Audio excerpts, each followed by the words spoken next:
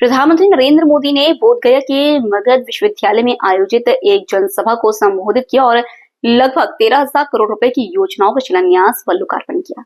इस दौरान उन्होंने गया से दिल्ली तक चलने वाली अमृत भारत ट्रेन और वैशाली से कोडरमा के लिए चलने वाली मेमो ट्रेन को हरी झंडी दिखाकर रवाना किया।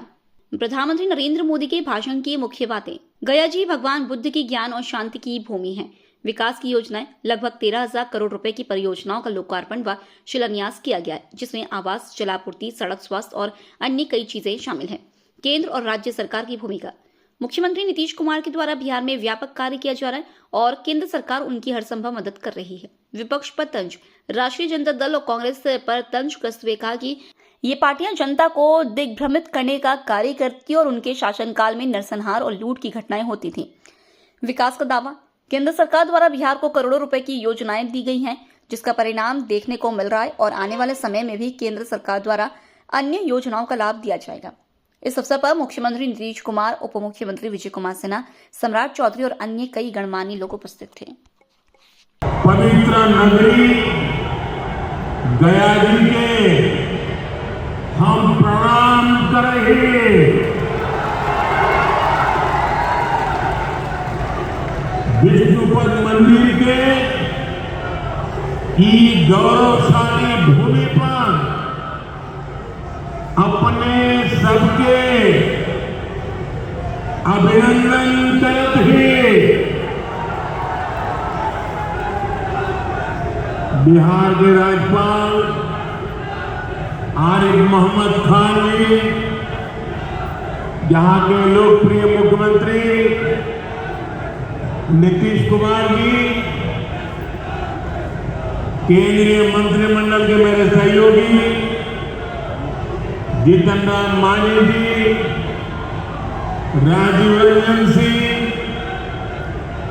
चिराग पासवान जी, रामनाथ ठाकुर जी, नित्यानंद राय जी, सतीश चंद्र दुबे जी, राजभूषण चौधरी जी, डिप्टी सीएम सम्राट चौधरी जी, विजय कुमार सिन्हा जी, बिहार सरकार के मंत्री हैं, संसद में मेरे साथी उपेंद्र कुशवाहा जी, अन्य सांसदगण और बिहार के मेरे प्यारे भाइयों और बहनों,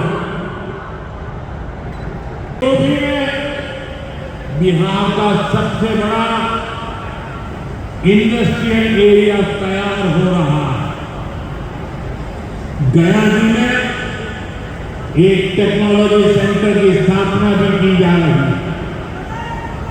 आज ही यहां बक्सर थर्मल प्लांट का, पावर प्लांट का शुभारंभ भी हुआ है। कुछ ही महीने पहले मैंने औरंगाबाद में भी Navinagar super thermal power project की आधारशिला रखी थी। भागलपुर के पीरपैती में भी नया थर्मल पावर प्लांट बनेगा। इस पावर प्लांट से बिहार में बिजली की आपूर्ति बढ़ेगी और आप सब जानते हैं जब बिजली उत्पादन बढ़ता है तो क्या होता है, घरों में बिजली की सप्लाई बढ़ती है और उद्योगों को भी ज्यादा से ज्यादा बिजली मिलती है और इससे भी रोजगार के नए मौके बनते हैं। साथियों, बिहार के युवाओं को पक्की सरकारी नौकरी देने के लिए नीतीश जी ने बड़ा अभियान चलाया है।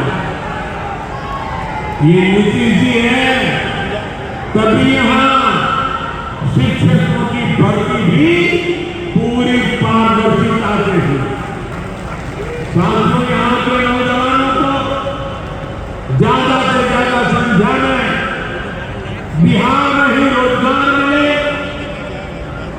उन्हें नौकरी के लिए पलायन न करना पड़े, इसमें केंद्र सरकार की एक नई योजना उन्हें दफन करके रहेगी। साथियों, बिहार का तेल विकास केंद्र की एनडीए सरकार की बहुत बड़ी प्राथमिकता है। इसलिए आज बिहार चौतरफा विकास के रास्ते पर आगे बढ़ रहा है। बीते वर्षों में पुरानी समस्याओं के समाधान तलाशे गए और नई प्रगति के रास्ते भी बनाए गए। आप याद करिए, लालटेन राज में यहां कैसी दुर्दशा थी। लालटेन राज में क्षेत्र लाल आतंक से जकड़ा हुआ, माओवादियों की वजह से शाम के बाद कहीं आना जाना मुश्किल। गया जिले के शहर लालटेन राज में अंधेरे में डूबे रहे। हजारों गांव ऐसे थे जहां बिजली के खंभे तक नहीं पहुंचे। लालटेन वालों ने पूरे बिहार के भविष्य को अंधेरे में धकेल दिया।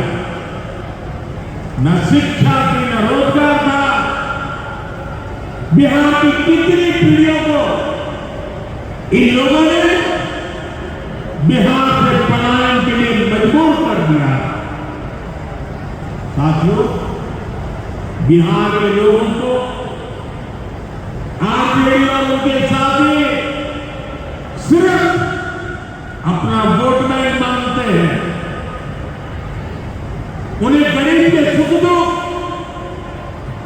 गरीब के मान सम्मान से कोई मतलब नहीं। आपको याद होगा,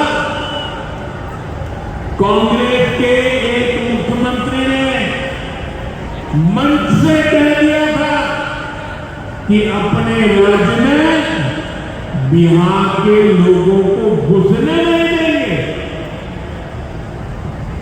बिहार के लोगों से कांग्रेस की इतनी नफरत, बिहार के लोगों के प्रति इतनी घृणा, और कोई भूल नहीं सकता। कांग्रेस का बिहार के लोगों के प्रति क्या, जो दुर्व्यवहार देखने के बाद भी यहां आरजेडी वाले गहरी नींद में सोए पड़े थे। भाई बहनों, बिहार की एनडीए सरकार कांग्रेस और इंडी गठबंधन वालों के इस नफरती अभियान का जवाब दे रही है। बिहार के बेटे बेटी को यहीं पर रोजगार मिले, सम्मान की जिंदगी मिले, मां बाप की वो देखभाल कर सके, इसी सोच के साथ हम काम कर रहे हैं। अब बिहार में बड़े बड़े प्रोजेक्ट बन रहे हैं।